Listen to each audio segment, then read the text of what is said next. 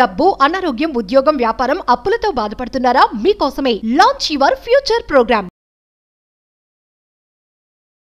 నమస్తే, welcome to Suman TV. నేను మీ ప్రేమ్. ఇవాళ మనతో ఉన్నారు పేరెంటింగ్ కోచ్ సౌజన్య గారు. నమస్తే మేడం. నమస్తే అండి. ఇప్పుడు నార్మల్ గా పిల్లల ముందు పేరెంట్స్ కొట్టుకుంటూ ఉంటారు, గొడవ పడతా ఉంటారు.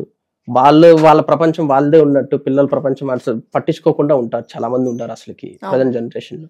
అలాంటి సిచ్యువేషన్స్ పిల్లల పైన ఎంత వరకు ప్రభావితం అవుతుందంటారు మేడం? అసలుకి రైట్ క్వశ్చన్ అడిగారు. ఎందుకనంటే ఈ రోజు చూసుకుంటే చాలా మంది చిన్న చిన్న వాటికి కూడా గొడవలు పడిపోయి డైవర్స్ల వరకు వెళ్ళిపోతున్నారు. ఎందుకంటే ఆ సిచ్యువేషన్ ని ఎట్లా హ్యాండిల్ చేయాలో తెలియట్లేదు వాళ్ళకి. First of all, me partner పైన ప్రేమ లేకపోయినా పర్లేదు, కానీ రెస్పెక్ట్ ఇవ్వడం స్టార్ట్ చేయండి. రెస్పెక్ట్ మాత్రం అది మెయింటైన్ చేయండి. రేపు పొద్దున ప్రేమ లేకపోయినా ఈ రెస్పెక్ట్ తో ఉంటే ఖచ్చితంగా ఏదో ఒక రోజు మీ పైన ప్రేమ కలగడం స్టార్ట్ అవుతుంది. సరే, ఇప్పుడు గొడవ పడుతున్నారు, మరి పిల్లల పైన ఎట్లా ఇంపాక్ట్ చూపిస్తుంది అని అంటే చాలా స్ట్రాంగ్ గా చూపిస్తుంది. బికాస్ ఒకవేళ మీ పిల్లలు అమ్మాయి అనుకోండి, ఆపోజిట్ జెండర్ అంటే ఫాదర్ పైన నెగిటివ్ ఇంపాక్ట్ చూపిస్తుంది. ఓకే, రేపు పొద్దున తన లైఫ్ పార్ట్నర్ కి కూడా ఇలానే రెస్పాన్స్ ఇవ్వాలి నేను అని అమ్మని చూసి నేర్చుకుంటుంది. అట్లా అబ్బాయి కూడా రెస్పెక్ట్ ఇవ్వట్లేదు అని బ్యాడ్ ఇంప్రెషన్ కలుగుతుంది ఆపోజిట్ జెండర్ పైన. అబ్బాయి అనుకోండి, సేమ్. ఒక అబ్బాయి అయితే ఇట్లా అమ్మాయి మీద అరవాలి, ఆపోజిట్ జెండర్ పైన అరవాలి, లేకపోతే మన వాయిస్ రేస్ చేసి మాట్లాడాలి, అవసరం అయితే వాళ్ళని కొట్టాలి కూడా అనేది ఇక్కడ నుంచే నేర్చుకుంటున్నాడు. సీడ్ ఇక్కడ నుంచే పడుతుంది, ఇంట్లో నుంచే. సో ప్రతి ఒక్కటి ఇందాక చెప్పాను కదా, పిల్లలు చెప్తే వినరు, చూసి నేర్చుకుంటారు. మీరు ఏది చేసినా వాళ్ళ ఫ్యూచర్లో అది ఇంపాక్ట్ చూపిస్తుంది. అంటే ఎన్నిసార్లు చెప్పినా, 100 సార్లు చెప్పినా వీడు వినడు, మళ్ళీ అదే రిపీట్ చేస్తున్నాడు అంటే అక్కడ మిస్టేక్ మీరు చూపించట్లేదు ఇన్ యాక్షన్స్. ఒక పర్సన్ ఇంకో పర్సన్తో లైఫ్ పార్ట్నర్ కాకపోయినా మన ఇన్లాస్ కూడా ఉంటారు కదా, అత్తమ్మ మామయ్య, వాళ్ళ జనరేషన్ వాళ్ళు అరుస్తారు, ఎందుకంటే వాళ్ళకి ఆ ప్యాటర్న్ అలవాటు అయిపోయింది. బట్ మీరు అది కాదు కదా, మీ స్వభావం మీరు మీలాగానే ఉండండి. వాళ్ళు అరుస్తున్నారని మీరు అరవకండి. ఇక్కడ మీ పిల్లలు కూడా మిమ్మల్ని చూసి ఏం నేర్చుకోవచ్చు, ఎదుటి పర్సన్ ఎంత కోపం తెప్పించినా మనం కూల్గా ఉండి మనం ఏంటో చూపించాలి. ఓకే, ఇప్పుడు అత్తమ్మ మార్నింగ్ లేవకపోతే, లేకపోతే ఏదో వర్క్ ఫినిష్ అవ్వలేదని ఏదో మాట అన్నదని అనుకుందాం, ఫీల్ అవుతారు. It's a normal emotion. Feel అయ్యారు, బట్ రియాక్ట్ అవ్వకండి. అక్కడ ఇమీడియట్ గా రియాక్ట్ అయితే మీ కోపం కంట్రోల్ అవ్వదు. మనసు మన బ్రెయిన్ ఎట్లా ఉంటుందంటే, ఎమోషన్స్ కి ఒక్కసారి గురయ్యామనుకోండి, ఆలోచన విధానం అనేది తగ్గిపోతుంది. ఆలోచించడానికి ఆ శక్తి ఉండదు. ఫస్ట్ లాజికల్ గా ఆన్సర్స్ ఇవ్వడానికి ఏడవడం స్టార్ట్ చేస్తారు. అందుకే అమ్మాయిల దగ్గర ఎమోషన్స్ అనేటివి ఎక్కువ ఉంటాయి, అదే అబ్బాయిల దగ్గర లాజిక్ బ్రెయిన్ అనేది ఎక్కువగా పనిచేస్తుంది. అంటే వాళ్ళ మైండ్ అలా బిల్డ్ అయి ఉంది. ఎమోషన్స్ అండ్ కేర్ పైనే ఉమెన్ మైండ్ అనేది బిల్డ్ అయి ఉంది. మీరు ఎన్ని ఎక్స్పెన్సివ్గా, ఇప్పుడు ప్రాబ్లం వచ్చి నీతో షేర్ చేసుకుంది మీ వైఫ్ అనుకుందాం, ఓకే, తనకి మీ లాజికల్ ఆన్సర్స్ అవసరం లేదు, మీరు వింటే చాలా ప్రాబ్లమ్ని, మీకు సొల్యూషన్ ఇవ్వాల్సిందే అవసరమే లేదు. వింటేనే చాలా రిలీఫ్ దొరుకుతుంది అమ్మాయిలకి. అదే అబ్బాయిలు అనుకోండి, లాజికల్ ఆన్సర్స్ ఎక్స్పెక్ట్ చేస్తాడు. అరే నాకు ఈరోజు సార్ తిట్టాడు, అంటే బాస్ తిట్టాడు, చాలా ఫ్రస్ట్రేటెడ్గా ఉంది, లేకపోతే ఫైర్ చేశారు, ఫ్రస్ట్రేటెడ్గా ఉంది, అది ఇది అని అంటారు. ఫస్ట్ విన్న తర్వాత దే ఎక్స్పెక్ట్ లాజికల్ ఆన్సర్స్, ఇంకా సొల్యూషన్స్ కావాలి వాళ్ళకి. సరే పోనీ పోనీ అంటే వాళ్ళు ఊరుకోరు, ప్రాబ్లం కి సొల్యూషన్ కావాలి. సో ఇద్దరి సైకాలజీ డిఫరెంట్ ఉంటుంది, ఉమెన్ అండ్ మెన్. సో ఈ విధంగా మీరు ఆన్సర్స్ తెలుసుకోవాలి తప్ప పిల్లల ముందు అరుచుకోవడం, తిట్టుకోవడం చేస్తే వాళ్ళ లైఫ్ చాలా బ్యాడ్గా ఇంపాక్ట్ అవుతుంది. మెయిన్గా సీడ్ వేసేదే పేరెంట్స్ నుంచి. బయట టీజింగ్ చేస్తున్నారు అమ్మాయిలని అబ్బాయిలు, లేకపోతే ఇంకేదో టార్చర్ చేస్తున్నారు, ప్రేమించకపోతే యాసిడ్ పోస్తున్నారు. ఎందుకనంటే ఉమెన్ వాల్యూ తెలియట్లేదు వాళ్ళకి. ఎవరు నేర్పిస్తారు మరి? ఏ కాలేజ్ నేర్పిస్తుందా? చుట్టుపక్కల వాళ్ళు నేర్పిస్తారా? మన ఫ్రెండ్స్ నేర్పిస్తారా? ఎక్కడ జరగాలి?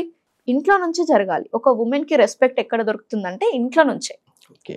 ఇంట్లో father, head of the family, లేకపోతే ఎవరైతే జెంట్స్ ఉంటారో వాళ్ళు ఇంట్లో ఉన్న అమ్మాయిలకి రెస్పెక్ట్ ఇస్తే పెద్దగా అయినా కూడా వాళ్ళ ఫ్రెండ్ తప్పు చేసినా వీడు కరెక్ట్ చేస్తాడు.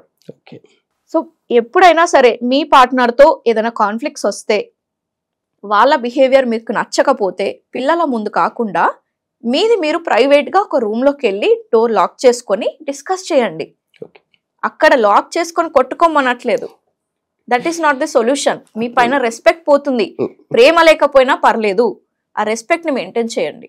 చాలా ప్రేమ ఉంది, నువ్వు రెస్పెక్ట్ ఇవ్వకపోతే నీతో ఎందుకుంటారు వాళ్ళు? అసలు రైట్. ప్రతి మనిషికి కావాల్సింది రెస్పెక్ట్. ఈవెన్ పిల్లలకు కూడా అదే వర్తిస్తుంది. నువ్వు ఎంత ప్రేమ చూపించినా అరే రారా పోరా అంటే వాడు ఎందుకు ఇస్తాడు? నువ్వు చెప్పిన పని ఎందుకు చేస్తాడు? రైట్. సో ప్రేమ లేకపోయినా రెస్పెక్ట్ ఇవ్వండి. పిల్లల్ని ఎలా అంటే ఒక గెస్ట్ లాగా చూసుకోవాలి. ఇంట్లోకి వస్తే రండి రండి కూర్చోండి ఇట్లా అంటారా, లేకపోతే రండి సార్, రండి మేడం, లేకపోతే రండి బాగున్నారా, ఎలా ఉన్నారు, టీ కాఫీ ఏమైనా కావాలా, కూర్చోబెట్టి మాట్లాడతారు కదా. అంత రెస్పెక్ట్ఫుల్గా ఉండాలి. అదే కావాలి పిల్లలకి. అంటే ఈ జనరేషన్ లో చాలా చూసాను మేడం అలా. అయితే ఎలాంటి ఇప్పుడు ఇప్పుడు నేను తీసుకోండి, మా ఫాదర్ అట్లీస్ట్ అంత దూరం నుంచి వస్తున్నా లేచి నిలిచేవాడిని అనమాట. అంటే ఆటోమేటిక్ గా రెస్పెక్ట్ అనేది వస్తుంది. అది రెస్పెక్ట్ భయమో ఏమో ఆ టైంలో తెలియదు, ఈవెన్ ఇప్పుడు కూడా తెలియదు. కానీ ఇప్పుడు పిల్లలు అంటే ఫాదర్ ఆడుంటే కాళ్ళపైన కాలేసుకొని ఇట్లా టీవీ చూస్తూ ఉంటారు అసలుకి. అంటే అది మేబీ అక్కడ వరకు ఓకే ఉండొచ్చేమో ఇంట్లో ఫాదర్ ముందర. అదే ప్రభావితం ఒకవేళ బయట వచ్చిందంటే అప్పుడు ఎలా రిసీవ్ చేసుకుంటారు? ఇంట్లో కూడా it is not okay. Okay, ఇంట్లో కూడా అట్లాంటివి జరుగుతున్నాయంటే మిస్టేక్ ఎక్కడ జరుగుతుంది మీరు అప్పుడే గ్రహించాలి. ఓకే, ఎప్పుడైతే ఫస్ట్ టైం పిల్లలు మనల్ని తిట్టడమో కొంచెం పెద్దవాళ్ళలాగా డైలాగ్స్ కొడుతూ ఉంటారు కదా చిన్నప్పుడు, మనకు ఫన్నీగా అనిపిస్తుంది, దాన్ని ఎంజాయ్ చేస్తాం మనం. బట్ అక్కడే రియలైజ్ అవ్వాలి స్టార్ట్ అయిపోయింది వీడి బిహేవియర్ అనేది, మీరు రియలైజ్ అవ్వాలి. అది దట్ ఈస్ నాట్ ఫన్. అక్కడి నుంచి స్టార్ట్ అవుతుంది. ఇప్పుడు మా పేరెంట్స్ నా బిహేవియర్ ని చూసి నవ్వారని అంటే ఇదే కరెక్ట్, సో నేను ఇలా ఉండడమే కరెక్ట్ అని ఫిక్స్ అవుతాడు, దాన్ని కంటిన్యూ చేస్తాడు. అది ఇంకా కాస్త చాలా నెగిటివ్ ఇంపాక్ట్ చూపిస్తుంది ఫర్దర్ గా. మీ మీద ఇవ్వట్లేదు రెస్పెక్ట్, రేపు పొద్దున బయట ఫ్రెండ్స్ కి ఇవ్వడు, రేపు పొద్దున వచ్చిన లైఫ్ పార్ట్నర్ కి ఇవ్వడు, టీచర్స్ కి ఇవ్వడు, ఎంత స్ట్రగుల్ ఫేస్ చేస్తాడు తర్వాత. అందుకే ఏదైనా మొక్క చిన్నప్పటి నుంచే అది పిచ్చి చెట్టు అని మీకు తెలుస్తుంది ఖచ్చితంగా, అప్పుడే దాన్ని తీసి పక్కన పెట్టాలి మీ ప్రేమతో. ఓకే, చెట్టు అయితే తీసేస్తాం, అదే ఆ చెట్టు కాస్త నవ్వి నవ్వి మనం దానికి వాటర్ పోసి పెద్దగా పెంచిన తర్వాత నాకు ఇది వద్దు నరకేస్తా అంటే ఎట్లా? కుదరదు. మీకు ప్రెషరే, ఆ చెట్టుకి కూడా ప్రెషరే, తను కూడా బాధపడుతుంది.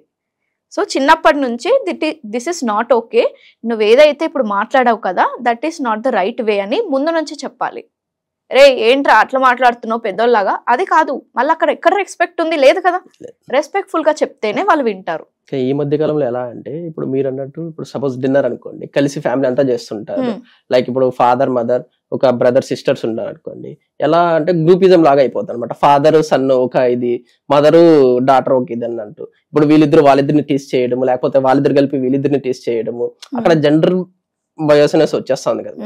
అది ఎలా ఉంటుంది అంటారు? ఇప్పుడు సపోజ్ ఇప్పుడు ఫాదర్ ఏదైనా అమ్మని తిట్టుకుంటా ఉంటాడు, అంటే అందరూ గ్రూప్ గా కామెడీగానే జరుగుతూ ఉంటుంది ఆ కన్వర్జేషన్, కానీ ఒక అంటే వీళ్ళిద్దరు చేసి వాళ్ళిద్దరిని టీస్ చేయడం లాగా అయిపోయి ఉంటుంది అనమాట. అదే పేరెంట్స్ చూసే వాళ్ళు నేర్చుకుంటున్నారు. ఫస్ట్ థింగ్ ఆ డిన్నర్ టైం ఏదైతే ఉందో దాన్ని పీస్ఫుల్ గా చేయాలి, కనెక్షన్ ని బిల్డ్ చేసుకోవాలని అంటే first of all personal mobiles ఉంటాయి కదా అందరికి, ఫస్ట్ అది పక్కన పెట్టండి. హౌస్ రూల్స్ అని మాట్లాడుకున్నాం కదా ఇందాక, దాంట్లో అది ఉండాలి.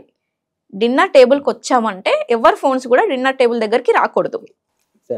ఆటోమేటిక్ గా ఆ డేలో నువ్వేం చేస్తావు నేనేం చేశాను షేర్ చేసుకోవడం స్టార్ట్ అవుతాయి. ఏదో ఒకటి మాట్లాడాలి కదా, షేర్ చేసుకోవడం స్టార్ట్ అవుతాయి. ఇంకో మెయిన్ పాయింట్ ఏంటంటే ఎప్పుడైనా సరే ఎదుటి పర్సన్ ని అప్రిషియేట్ చేస్తే చాలా మంచి కనెక్షన్ బిల్డ్ అవుతుంది. ఓకే, ఇప్పుడు నేనే చాలా నీ షర్ట్ చాలా సూపర్ ఉంది అసలు ఈరోజు అని అంటే ఎంత నీ ఇన్నర్ ఫీలింగ్ ఎలా ఉంటుంది? అరే ఈరోజు సూపర్ హెయిర్ స్టైల్ వేసుకొచ్చావు అంటే ఒక్క కాంప్లిమెంట్ ఇవ్వండి చాలు వాళ్ళని హ్యాపీ చేయడానికి. ఓకే, చిన్నప్పటి నుంచే ఇప్పుడు వైఫ్ హస్బెండ్ వైఫ్ ని ఇలా కాంప్లిమెంట్స్ ఇచ్చుకుంటే వాళ్ళ bond first of all strong అవుతుంది. నైట్ ఏదో గొడవ పడి పడుకున్నారు లేచారు, పొద్దున ఒక కాంప్లిమెంట్తో అది సాల్వ్ అయిపోతుంది. దాన్ని మళ్ళీ పిల్లల ముందు తెచ్చుకొని వాళ్ళ ఫేస్ అటు వీళ్ళ ఫేస్ ఇటు పెట్టుకొని తింటూ ఉంటే that is not the solution. మీ లోపల ఉందేమో, బట్ మీకు కావాల్సింది మీ ఫోకస్ అంతా ప్రాబ్లం కావాలా మీకు లైఫ్ లాంగ్, లేకపోతే మంచి రిలేషన్ కావాలా? మీ ప్రయారిటీ ఏది? రిలేషన్ కావాలి కదా. అయితే ప్రాబ్లమ్ని పక్కన పెట్టండి. మీరు చెప్పే విధానం చాలా మ్యాటర్ అవుతుంది, కమ్యూనికేషన్ అనేది చాలా మ్యాటర్ అవుతుంది. ఈ కాలంలో కమ్యూనికేషన్ చాలా ల్యాక్ అవుతుంది అందరికీ చెప్పాలంటే, పెద్దవాళ్ళ నుంచి చిన్నవాళ్ళ దాకా. ఎదుటి పర్సన్తో మాట్లాడడం తెలియట్లేదు అసలు, ఇష్టం ఉన్నట్టు మైండ్లో ఏదొస్తుంది మాట్లాడేస్తున్నాడు. ఆ ఫ్రేమ్ వర్క్ అనేది చేసుకోకపోతే చాలా కష్టం. ఈ కాన్ఫ్లిక్ట్స్ డైవర్సెస్ దాకా ఎందుకు వెళ్తున్నాయి మీరు చూడండి. ఎవరైనా డైవర్స్డ్ పర్సన్ దగ్గరికి వెళ్ళి ఎందుకు డైవర్స్ అయింది మీకు అని అంటే వాళ్ళు చెప్తారు, మీకు అనిపిస్తుంది అది సిల్లీ రీజన్ డైవర్స్ తీసుకున్నారు అని అనిపిస్తుంది. చిన్న చిన్నవే. ఎక్కడ వెళ్తుంది అని అంటే కమ్యూనికేషన్. ఇప్పుడు తెలుగు అమ్మాయి ముస్లిం అబ్బాయిని పెళ్లి చేసుకున్నారు అని అనుకుందాం. కల్చరల్ చాలా డిఫరెన్స్ ఉంటాయి. కల్చరల్ వైజ్ గా, రీజనల్ వైజ్ గా చాలా డిఫరెన్స్ ఉంటాయి. కానీ ఆ అడ్జస్ట్ అయ్యే టైం ఉంటుంది కదా, ఆ టైంలో కమ్యూనికేషన్ కనుక మిస్ అయితే అక్కడే డైవర్స్ అయిపోతుంది వాళ్ళిద్దరికి. మీరు చాలా డిఫరెంట్ ఉంది, నేను చెయ్యను అది అంటే ఆ గ్యాప్ ని కమ్యూనికేషన్ ఫిల్ చేస్తుంది. మా రిలీజన్ చాలా గొప్పది అని నువ్వు అనుకుంటావు, వాళ్ళు కూడా సేమ్ అనుకుంటారు. బట్ ఎదుటి పర్సన్ హట్ అవ్వకుండా ఎలా మాట్లాడాలి? ఏ రిలీజన్స్ ఏమున్నా కూడా అందరూ మన కోసమే, మనల్ని ప్రొటెక్ట్ చేయడానికే ఉన్నారు. I respect your religion, you respect my religion అనే కమ్యూనికేషన్ ఏదైతే ఉంటుందో అది మ్యాటర్ అవుతుంది. దాన్నే ముందుకు తీసుకెళ్తుంది. మీ రిలేషన్ అనేది ఆ కమ్యూనికేషన్ ముందుకు తీసుకెళ్తుంది ఫర్దర్ గా. మీ పిల్లలు కూడా ఇట్లాంటి జెండర్ బయాస్డ్ థాట్స్ రావడం, లేకపోతే రిలీజన్ థాట్స్, లేకపోతే ఎదుటి పర్సన్ కే అనుకోండి, సేమ్ జెండర్ ఉన్నా సరే ఎదుటి పర్సన్ కి రెస్పెక్ట్ ఇవ్వడం అనేది ఇంట్లో నుంచే స్టార్ట్ అవుతుంది. మెయిన్ గా ఈ సోషల్ మీడియా, ఫోన్ నుంచి ఫస్ట్ పక్కన పెట్టి కూర్చోండి. క్వాలిటీ టైం అంటే నేను అదే చెప్తాను పిల్లలకి. క్వాలిటీ టైం అంటే ఏంటి? పిల్లలు అక్కడ ఆడుకుంటున్నారు, మీరు అక్కడ ఉన్నారు, అది కాదు క్వాలిటీ టైం. ఉండడం ఇంపార్టెంట్ కాదు. మీ ఫోన్స్ అన్ని పక్కన పెట్టి మీరు కూడా వాళ్ళ యాక్టివిటీలో ఇన్వాల్వ్ అవ్వాలి. వాళ్ళు డ్రాయింగ్ వేస్తున్నారు, మీరు కూడా కూర్చొని వాళ్ళతో పాటు వేయండి. That is quality time. వాళ్ళని అప్రిషియేట్ చేస్తూ ఉండండి. ఇక్కడ చూసుకుంటే అక్కడ అప్రిషియేట్ కాదు మళ్ళీ. లేకపోతే ఫోన్లు మాట్లాడుకుంటా ఓకే ఓకే సూపర్ సూపర్, అది కాదు క్వాలిటీ టైం. మీ 100% ఇవ్వాలి. మీరు ఏం చేస్తున్నా సరే. మనకు ఆల్రెడీ టైం తక్కువ వాళ్ళకి ఇవ్వాల్సింది. ఆ టైంలో కూడా ల్యాప్టాప్లో పని చేసుకుంటూ, కాల్లో మాట్లాడుతూ, చాటింగ్ చేసుకుంటూ, టీవీ చూసుకుంటూ వాళ్ళతో ఉంటుంటే అది క్వాలిటీ టైం కాదు. ఉన్న 10 నిమిషాలన్నా 100% ఇవ్వాలి. Thank you madam, thank you so much. Thank you అండి.